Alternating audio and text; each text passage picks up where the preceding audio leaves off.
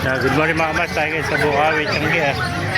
Makita ko sa iyo, napakarami dito mga Texas, mga dumalago. Ayan, saka inahin, dumagsa mga inahin Texas dito, saka dumalaga mga kamas, pa nakatali. Daming Texas, 400 lang sa mga kamaster, mga inahin. Ayan, pakarami ding kambing dito, saka tupo. Ayan, dahil kambing sa tupo.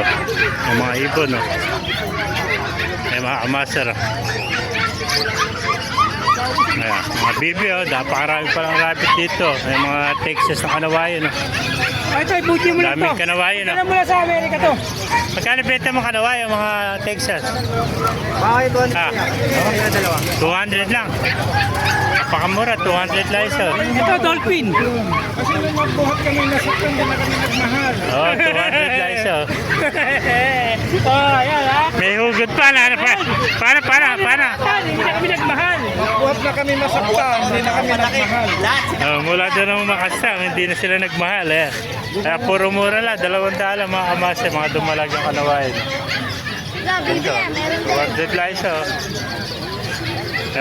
Yan. Ganda ng kanawayan. Nakakaway siya kaibigan natin. 200 lang niya nakuha.